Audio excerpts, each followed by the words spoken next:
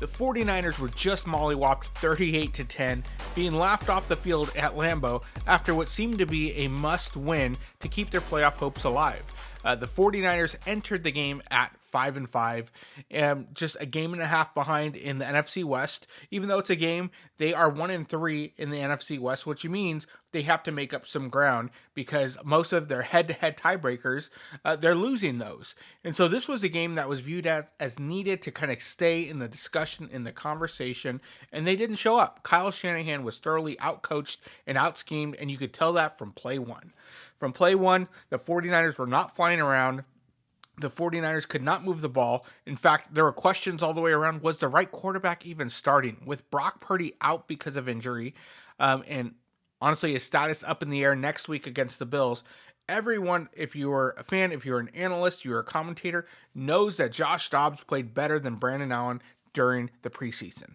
Everyone was calling for Josh Dobbs to start in this place for the 49ers' best chance to win. But no, Kyle wanted to go ahead and start Brandon Allen, who has a broken middle finger on his left hand, which ended up causing one of the fumbles in game. He decided to start him anyway, and when asked about it, was like, he's not injured.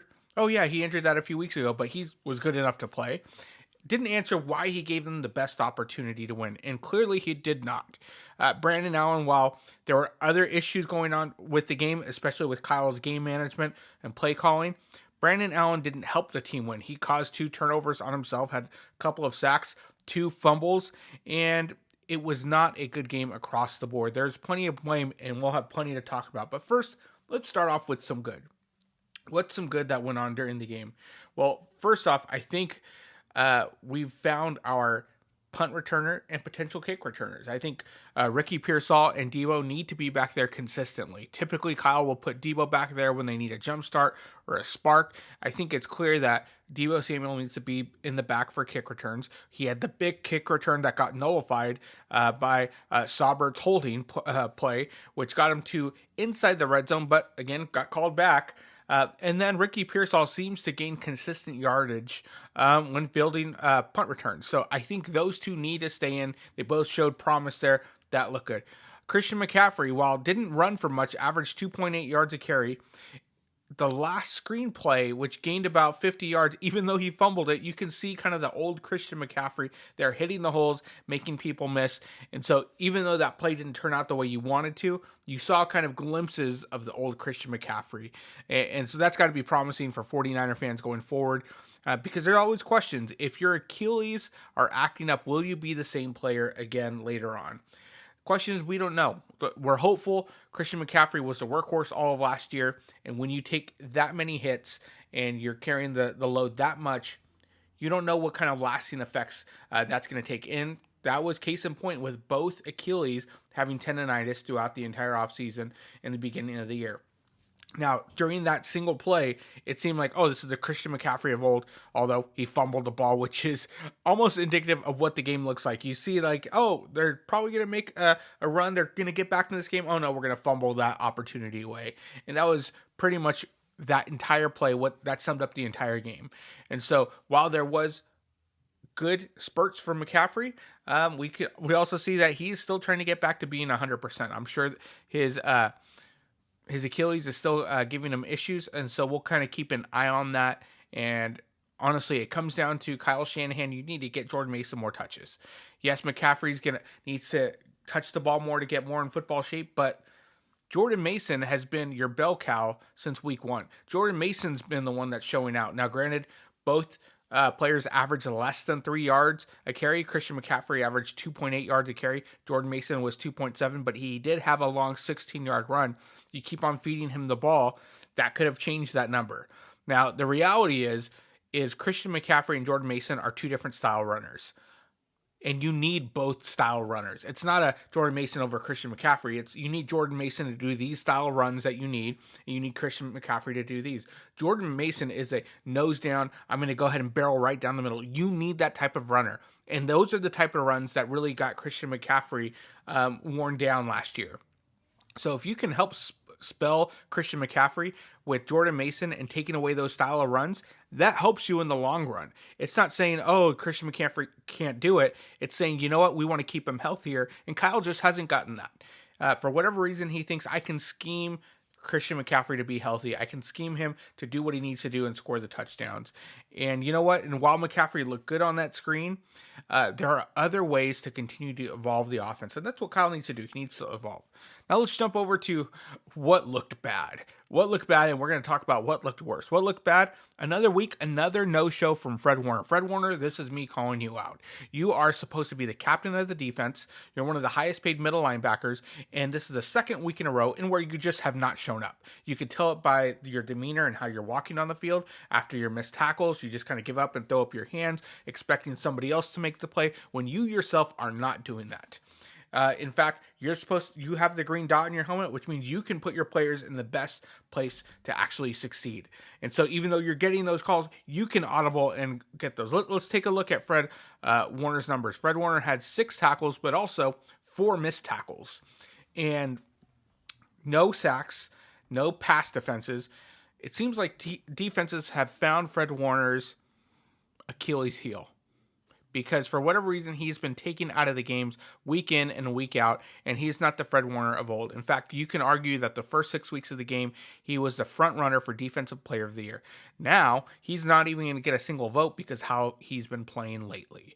So Fred Warner, this is me calling you out. It's time to step up. If you're going to be the captain and wear that C, you need to start carrying that defense.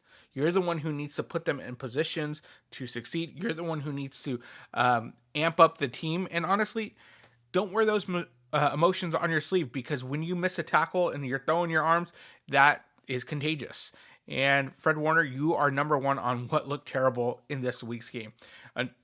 What's number 2? Another week, another terrible special team blunder after blunder. You just talked about Debo's long kick return, which is nullified by what? A holding penalty. Of course, another holding penalty.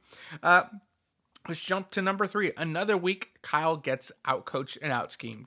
You might be asking, aren't those two the same things? No. To be outcoached means you're outgame managed. To be outschemed means the other coordinator just knew what you were doing and called better plays and put their players in better position. Game management, play calling. That's essentially what it is. Kyle didn't have either of them today. Times where you think, oh, they're going to make a run. Nope. Something happened. And he did not make the right adjustments, did not put in the right people. George Kittle was probably the only other good one. He's somebody I missed off the what was good. Ricky Pearsall, Debo, when it comes to kickoff returns and punt returns, McCaffrey on that screen minus the fumble. Number 3 was George Kittle. But we talked about terrible. Kyle just didn't put his best players in a position to succeed. Jawan Jennings did not have one of his great games. In fact, he was tackled mostly after the first hit. A couple where he backed off from getting the first down to try to gain more yards, only to be tackled behind the sticks. Another week, another Debo no-show, which is really kind of hilarious when you think about it, because the fact is Debo Samuel, after calling out Jake Moody to lock in, has not locked in several weeks. Another week where 2 drop passes where one resulted in an interception, which essentially changed the game, and another one where it should have been a first down to continue the drive, just drops it. Then you have Dominic Pooney, a rare bad game where he had 3 penalties back to back to back. It was pretty comical when you think about it, because the fact is Dominic Pooney has been one of the stalwarts on the offensive line outside of Trent Williams. Now, while Trent Williams didn't get to go, Dominic Pooney was typically be your star offensive lineman with Trent Williams out. But guess what? He was the one who committed most of the penalties. Colton McKivitz, another laughing stock. He's just kind of a mainstay on the terrible list because of how many times he got beat. Now, what was worse? We just talked about what was bad, what was worse. 20 missed tackles this game. 20. 2 turnovers. We just talked about how they lead the NFL with the most missed tackles in a half with 15. I don't think there's going to be another team that has that many missed tackles for years to come. And this is just a sign of poor gamesmanship, poor preparation, and honestly, mentally being checked out. Because having good form tackling goes back to fundamentals. How are you wrapping up? How are you finishing the play? Are you swarming the ball? None of that's happening. When you're not swarming the ball, that tells me you are emotionally checked out. You are hoping that somebody else is going to take care of the play. And the 49ers MO, back to Robert Saleh, back to D'Amico Ryans, even with Steve Wilkes, is we are going to swarm the ball. Not just one person's going to make the play. all 11 guys are going to swarm the ball. And that's not happening. It's assuming somebody else is going to make the play. And that typically happens when you are emotionally drained and you feel like your season is slipping from you. You begin hoping somebody else is going to make the play instead of the entire team swarming together with one goal and one vision. And that's been the biggest problem. And that was very reflective here with 20 missed tackles this game, 15 in the first half, leading the entire NFL. And the question has to be, Kyle Shanahan, another week we're asking, what are you going to do different? Are you going to look in the mirror and take an honest inventory of where you're at? You are 5-6. That's who you are. That's your identity. Not we're a couple plays away from being 8-3. 5-6. That's who you are. Your record is who you are. You are 5-6. You're a mediocre team. You are 1-3 in your division. You have a losing record at home, a losing record on the road, and where do you go from here? You can't blame injuries because you still have studs on the roster, even with Brock Purdy hurt, even with Nick Bosa out, even with Trent Williams out. You still have studs all the way around. So what are you going to do? The fact is, your offense is predictable now. Multiple teams are running the same style offense. That means they see that during their practices. They see that in film review. They practice it themselves, so the defense is used to it.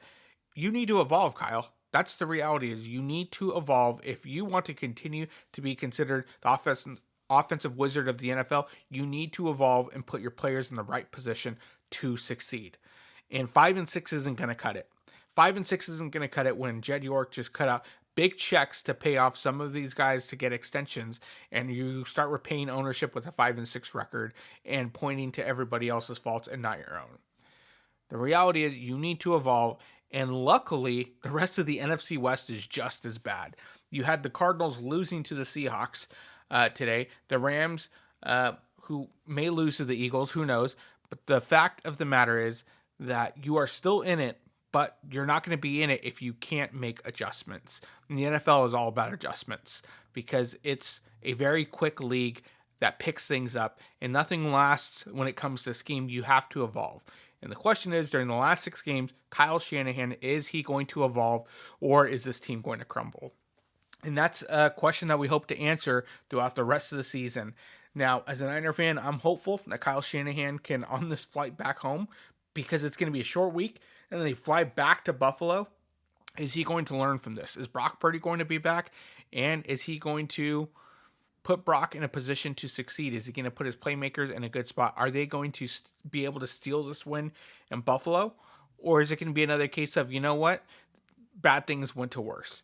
Well, we'll find out. But there were still some good things. We'll end on a good note. There were still some good things. We saw Ricky Pearsall and Debo on the returning side. Not the rest of the game. The returning side, that's probably where they should continue to contribute. Christian McCaffrey showed signs here and there of going back to the Christian McCaffrey role, specifically on screens. There were a couple of nice runs, but the majority he got stuffed most of the time. And then lastly, George Kittle. George Kittle is just Mr. Consistent, and the way he plays is why he was out last week, because he just plays like it's the last game of his career, and he was the last bright spot of the game. Other than that, coaching needs to be evaluated, playmaking needs to be evaluated, your captains need to be evaluated, and hopefully next week they can come out hitting and ready to play, because as professionals, that is unacceptable. 38-10 is unacceptable. Hopefully next week they can come back and get back on track. Well, that's all we have for today. Don't forget to like and subscribe, and we'll catch you next time.